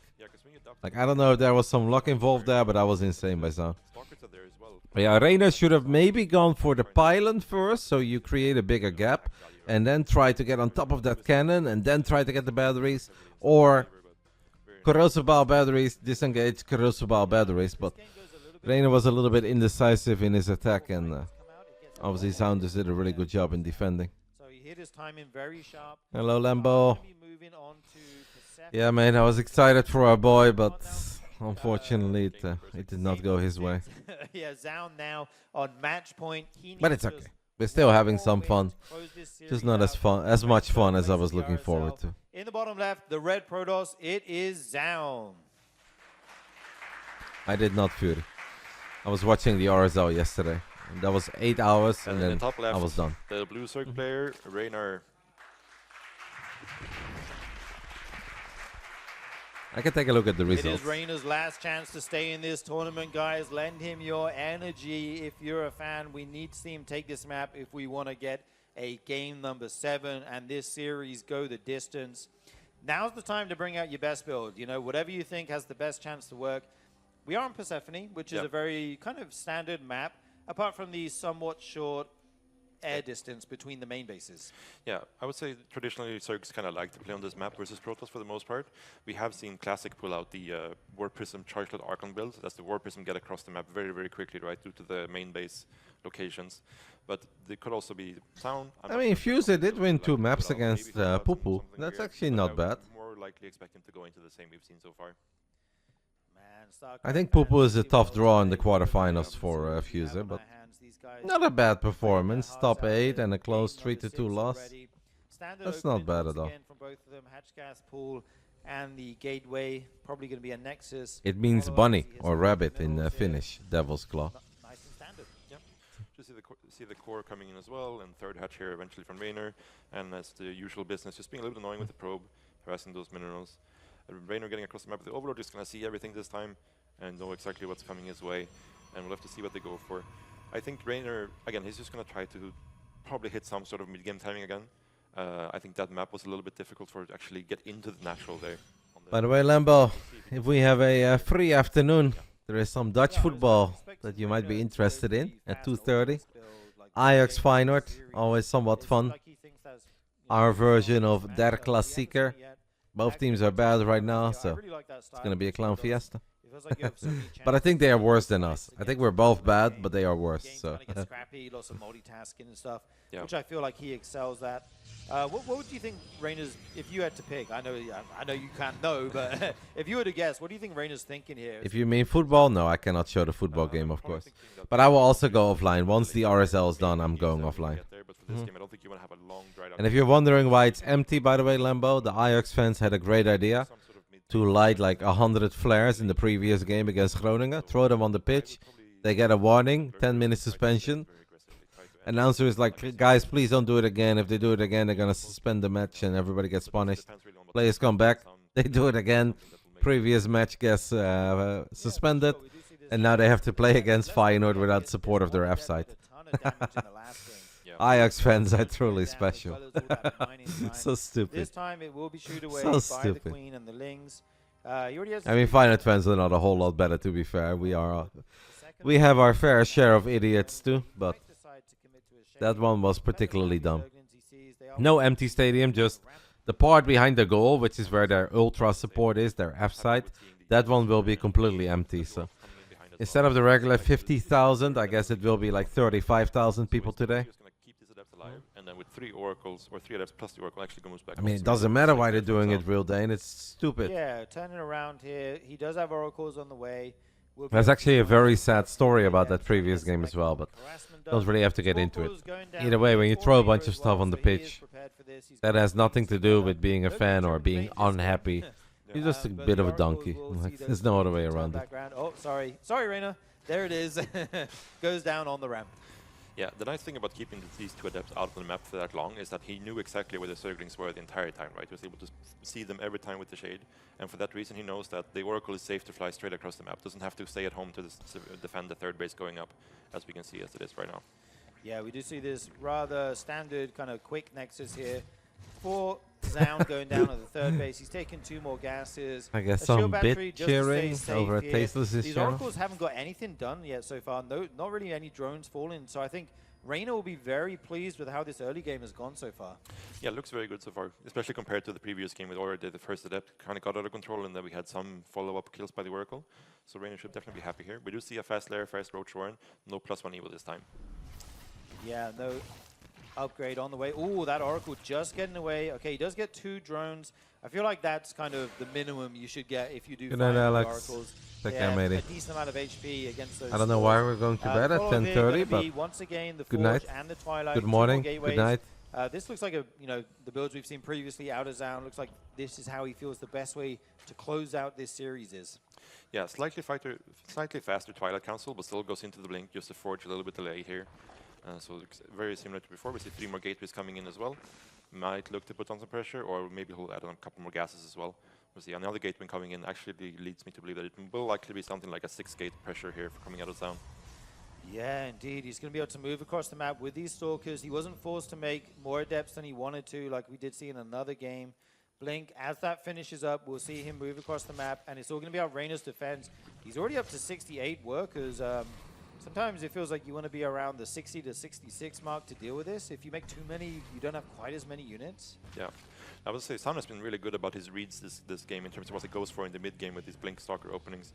Like in the first game was the only game he really got into trouble by going out on the map and getting caught by the Hydra Link. Yeah. But that was after like a weird Queen Walk kind of happened.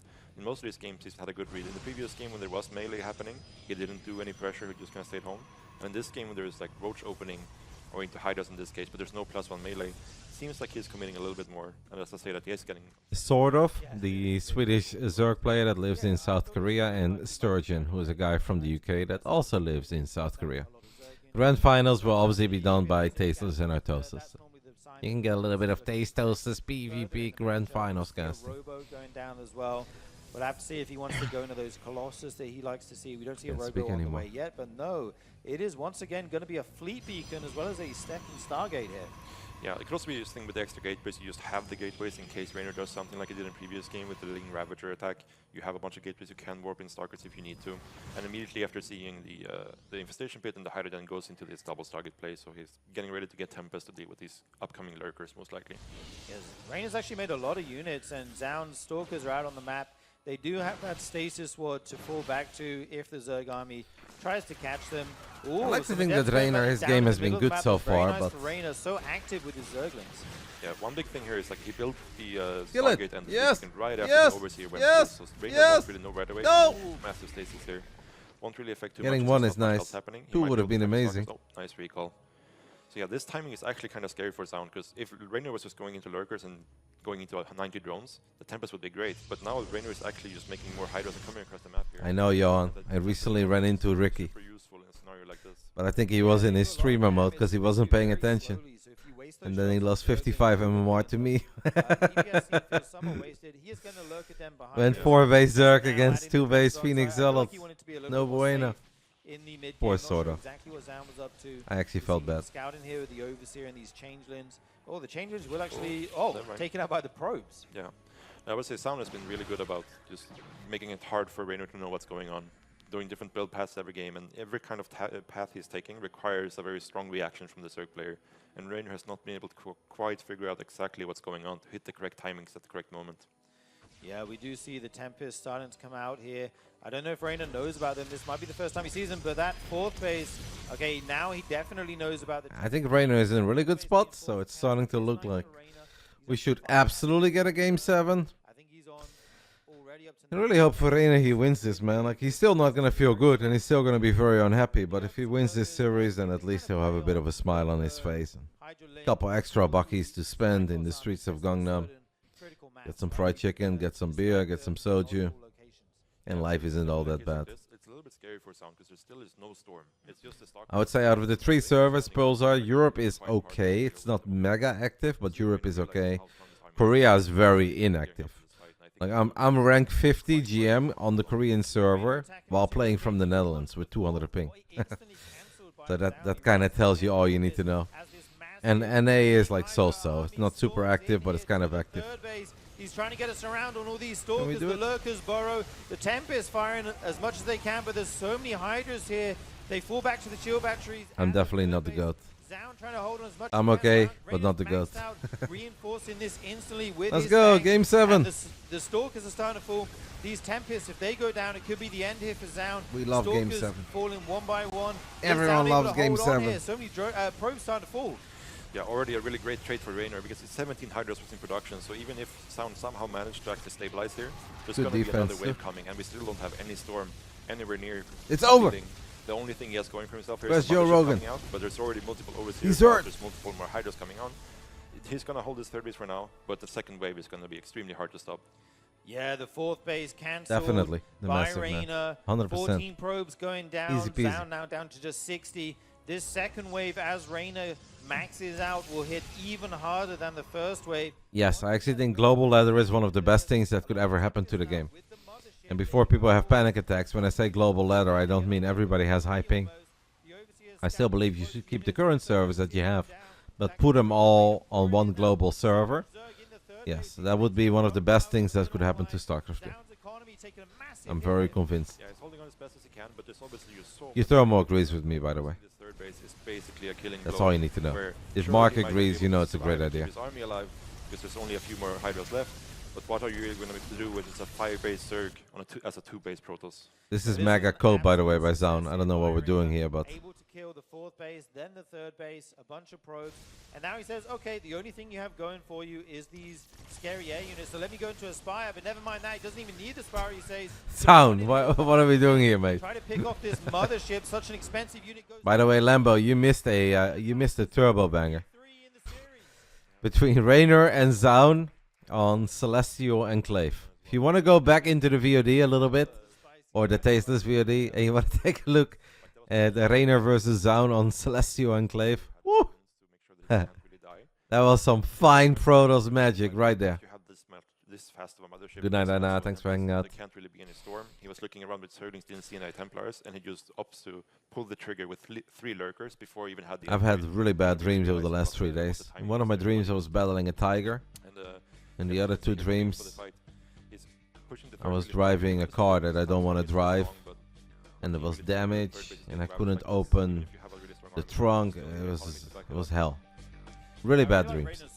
And honestly, I hated the dreams of this stupid car more than I hated the dream of battling a tiger. Yeah, I think they were quite good, Lambo, but yeah. I want you to think of me when you watch Reynor versus Zoun on Celestial Enclave. Let me think back of Reynor against Classic. Yeah, actually, there were good games. Like, Evil Heart was very close and good, and I think we could have won it. Game 1 was a bit painful, because Reynor was pretty far behind, and he forgot Adrenal Glands. And it's not one of these moments where he forgot it for like 20 seconds, and, you know, he could have taken one fight with 40 Zerglings with Adrenal, but I really believe it would have had a big impact on how the game played out, so... The classic 12 minutes, no Adrenal Glands, even though we have a million fights with Zerglings. And what else was there? The last one was a bit sad. Winter Madness was very sad. That one was not very good. But Evil Heart was very good. Between Classic and Reynor, Evil Heart, I think, was the best game. Did I win against the Tiger? Well, the Tiger didn't really want to kill me. The Tiger just kind of locked onto my hand, but it didn't try to rip it off. It just bit me, and then it was stuck to my arm. So then I started to grab a spoon, and I put a spoon around my wrist, and I put a little band-aid around it, and then I tried to open the tiger's mouth. But then I realized I also had to defend myself, so then I got a knife in my other arm.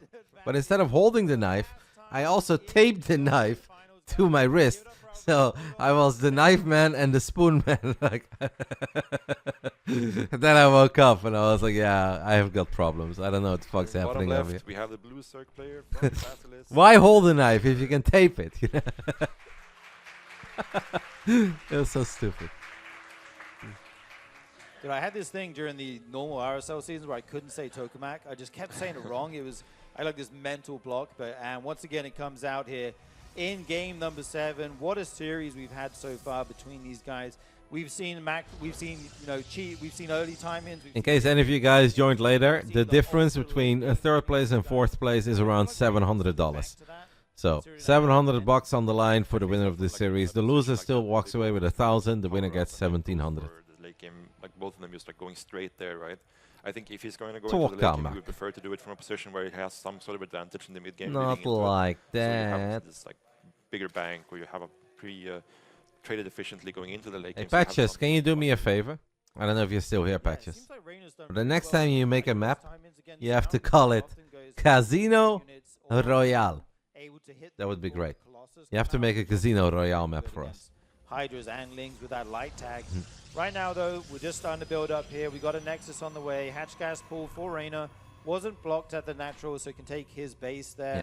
3.5 And, yeah, it's Monday all about the evenings tech that on the we see line for a come out in single the game on future. Tokamak. Yeah, it's a really cool play from Zoun where like he has this like opener where he does pretty much the same opener every game, but then he kind of reactively decides where he's going to do it. It feels like if he sees an early Evo chamber. it's The more difference like between third and fourth being 700 is totally fine, because obviously you want there to be something on the line that is worth it when it comes to an offline event and an entire third place decided match. try to do something But tricky the and overall find price fire distribution with of RSL is very bad. There is no way around but it. this one, number 7. I hate that nobody got anything yesterday in the last chance qualifier outside of the winner. That's just really bad. That's something they really have to fix. Otherwise, I think there's a good chance that next year, if they want to do the same thing, that literally nobody shows up. I also think it's a bit silly to make this finals event. 3 out of 4 places are locked up, and then those 3 places already get paid, and then only 1 extra guy gets paid. Like, it just doesn't really make a lot of sense. And the guys that get paid now for being top 3, they were already getting paid because they had a deep finish in some of the other seasons. So yeah, I'm not the biggest fan of the finals offline event overall, but it's all good. It's a work in progress. Hopefully they do better next year. And maybe a slightly different distribution of some of the income, and you know, wouldn't be a crime. And yeah, Can so always far, get better. looking very standard. First Live and coming in learn. here, 4 The way links I up, see it is that StarCraft see the straight finish.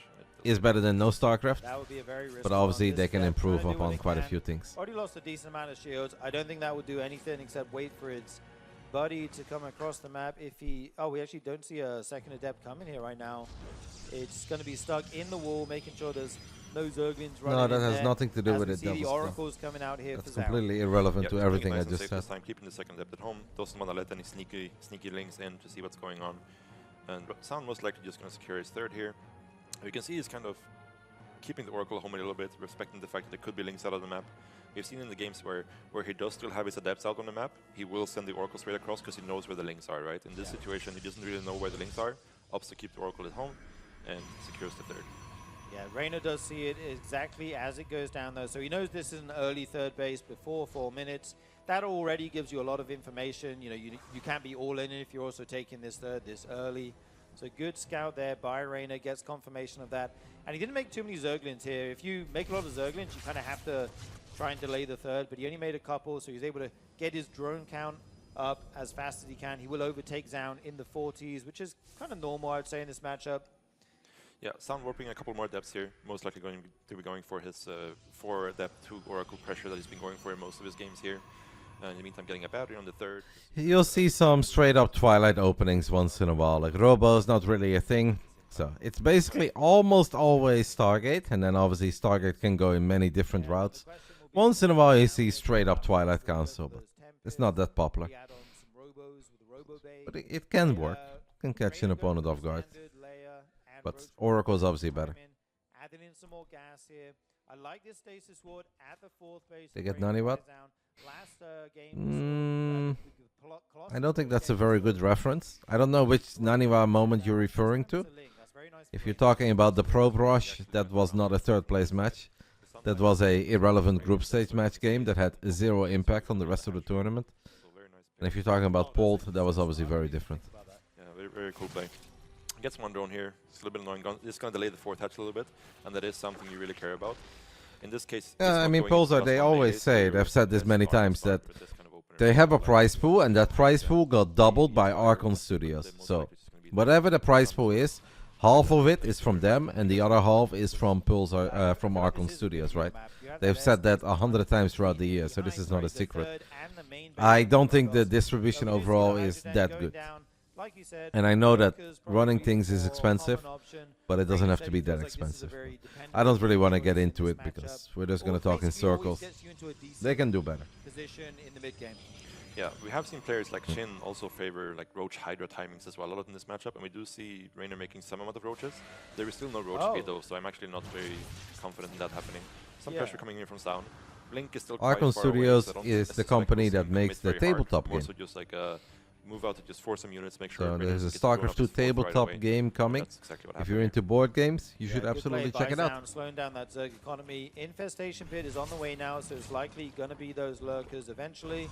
Reynor taking some more gas to fuel that hive. Yeah, that's possible, Pulsar. Hopefully season 2 they'll be like, alright, we got all the equipment we wanted, we got the place we wanted, we got the decorations we wanted. Yeah, I think maybe and they can scale the numbers up a little bit. That would be awesome. He's actually going into this Colossus response again, but it's actually pretty nice for Reynor because he's going to have a very fast hive, and he also has the option to go into lurkers, both very good answers to the Colossus.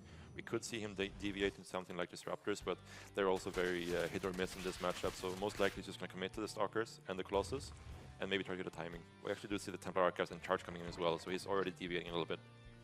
Yeah, this is going to be the first time we see the Robobay versus the Lurker build. Got to cancel that hatchery. Okay, just does so in time. Blinks forward onto these Hydras. Nice transfuse on that one. We'll be able to save it. Got to kill that Stasis Ward. You want to set it off on all the links. Oh, nice play by Reynor, but still a ton of Zerg gets caught there. Yeah. And the recall goes down, and some Zerg, some Stalkers. That worked out very well for Reynor. Things are getting sloppy here in game number 7. Yeah, very messy. Nerves are on, and you have to really be on top of not mess up this fight, right? One bad fight and you're out of the series. You lose the series. So both players really feeling the pressure a little bit. But absolutely, we have seen a big difference. You are correct. Artosis will also be casting the next series for sure. Like the grand finals will obviously be done by Tasteless and Artosis as always. It'd be very weird if they claimed every single finals for over a decade and then at their own event they'll be like, you know what? Gemini, State, take it away. So I'm sure that the next series will be done by Nick and Dan. Yeah, I like going into High Templars as well. The new Storm, while it has less DPS, it does more damage overall. So he can't recall. He cannot recall. He just recalled before. What is he doing? Oh my god. To back them up. Some of them get away to the high ground, but it feels like Reynor's picking off a lot of the Zoun's units. Yeah, definitely. Yeah, really good pick off. Obviously, recall being on cooldown from earlier, not able to recall out of that, and you have to be very careful when you're out on the map where it's like that, where there's a lot of Zerglings out. If you overstep just a little bit and you can't really blink away anymore, those Stalkers die. I mean, thank the Lord that he had high ground vision yet there, because if he didn't have high ground vision, then I do agree with you, Alex, and it's straight up GG. But honestly, this has gone all very, very, very well. I feel like we should win this, and that would make me somewhat happy. I wouldn't be super happy, but I'd be somewhat happy. I don't like this. Oh my god, that Stasis will get so many Zerglings there. Yeah, I think Zoun is just mostly looking to posture a little bit here, as he is getting Storm and +2. This army is tiny though. He's probably not looking to commit super hard to a fight, but also doesn't tiny want as army. That Reynor just scary blink forward there. Yeah, we talked about. I think it's fine, Booyah, because this army is just. There you go. Uh-oh, I gotta get. I don't find Zauna's army anywhere near as impressive as I thought it was in some of the other moments in previous games. I think Reynor is totally fine. By the way, guys, we have ads playing in 3 minutes and 37 seconds, and I cannot snooze them because I have used up all the snoozes. So please open Tasteless' stream too, in case you guys get very angry at me if ads play and this game is still going on. You gotta respect your army and take it slow. Nothing I can do. Abduct! Abduct! Abduct! Oh, we got feedback. Fuck. Nice feedback too. Yeah, always catching so many Zerglings with them. Reynor's looking for these abducts on the Colossus, but I don't think he's going to be able to get them. We do have a Nidus in the main, though, and a Zealot run by here. Yeah, looks like Zoun has spotted the Nidus. I'm not sure if he actually has. That's just crazy, Infinity. Why would anybody ever do that? If there's something in this Nidus, this could be very problematic for Zoun. Yeah, let's see what comes out. It is going to be lurkers in the main base. You have to get units over here. There's so many lurkers in the main base. You need units over here. You need detection as well. Zoun has a real problem to deal with, and while he's trying to deal with it, Yeah. Reynor is active on This the is map. a picking up problem. Some units. Here come the oracles, able to This reveal is these a units. problem. But will the main nexus go down? It's in the red HP. Reynor, you got to target it. He gets the nexus. Huge pick off for Guys, I think right now the micro is going to be crucial here for Zoun. Lurker's Barrel, great storms coming out of Zoun, but it looks like he's going to clean up this position. Dude, there's so many storms going down on all the Zerg units, but again, this is the issue here for Zoun. The Zerg unit's just killing all his production in the main right now. Yeah, in the meantime, Reynor is just remaxing on more Hydra Ling. He's going to probably meet even more lurkers and just try to keep this momentum going, right? Keep riding this high, because you have production disabled. Honestly, really good hold, all things considered. Online, there's no Stargate producing. We definitely have an... All things considered, Zoun did good there. I still think he's pretty freaking dead, but that was actually kind of impressive. Zoun frantically making 4 in the main. Some fantastic storms, guys. Production Crucial online micro again. saving the day. Taking another Stargate, going into these Tempests. Reynor, though, spilling blood in the water, is going for a huge run by. There is nothing in the natural. Warps in that Zealot just in time. These Lings will have to get out of here, but that distracts Zoun while he makes the Nidus and attacks at the front. Yeah, all this multi-front... If Zoun has time to spend his money, I would kind of believe, but I guess he lost all the infrastructure, can't spend it on anything else other than Stalkers, and Stalkers won't save the day here. The map here for Zoun to put out. Reynor stressing his multitasking as well as he can. There's just so much to deal with here as the Protoss player. Yeah, he's giving up the third base, but that's also kind of a death sentence in of itself, because now the economy is very, very poor here for Zoun. He does have a big bank still, but once he spends his money, he's going to be very, very poor. Zoun's effectively on 2 bases. He lost the main, he lost the fourth. He's remaking it, but it's not up yet. Another Nidus going in the main. What am I looking at right now? There are Zerg units everywhere here. The Tempest falls, and with it, Zoun's chances at making a comeback in this game. Reynor is running away with it. All these units run into the lurkers, and GG! Reynor takes 3rd place here at the offline finals. Tiny Christmas bonus. RSL. I think he's still pissed, but now at least he's slightly less pissed. This is my timing, and I'm going to be all over the place. Eventually, you will be out of position, and then the lurkers just get in there, and it's so hard to break once they're in there. And Reynor absolutely chuffed with that victory. What an amazing series here, guys. Going to the very last game. The handshake, lots of respect between these players. Just the last game was a bit of a clusterfuck coming out of Zoun. There's too many mistakes there in the last game. Losing that many Stalkers before ever even something truly happened is hard to recover from. But throughout the entire series, I actually think Zoun played very strong, Army composition wasn't quite there, but then just small adjustments and great play from Reynor in the last couple of games. Yeah, I'm so impressed with both of them here. Really long series, a lot of long games. It's kind of mentally exhausting to play that many games. But Reynor makes it look easy. I think he's going to try and walk through our camera shot right now. That's fine. He's lost. He's going to the room at the back of the thing. Okay, we're figuring this out here. It is a bit of amazing here, guys. It's not easy to get to the RSL couch as Reynor joins us for his winners interview after taking 3rd place here. I'm very excited to hear what he has to say about this series. Yeah, I think we're going to be jumping over to the couch to hear from the man himself. All right, thank you very much, guys. We're here with Reynor, who gets 3rd place in the RSL. Congratulations. Before Tesa says anything, I wanted to jump in and ask an actual game question here, and that would be, we were sitting out back with Hero, and he was assuring us that Colossus are trash in the match, but it seems like all of Zoun's success came on the back of Colossus timings. So what would you have to say about that? Well, Colossus are really good, specifically against Hydra Bane, and I wasn't really scouting his main base much. I was trying to go off info at the front, and I got pretty unlucky with my build order choices. Like one time I went Lurkers, he went fast Tempest, and one time I went Hydra Bane, he went fast Colossus. So I was like, okay, I'm gonna start scouting. And yeah, Colossus are pretty bad if you scout them, but if you don't, they can hit hard. Reynor, congrats on getting 3rd place. Thank you so much for participating in this tournament. Before we close it out, this segment, is there anything you want to say to your fans, and what's next for you? Yeah, thank you guys, all of you, for coming. Thank you for watching at home. Thank you so much for supporting me and the tournament. And Hopefully it's uphill from here. Just want to add that I don't want to see a Protoss player at least for 10 days.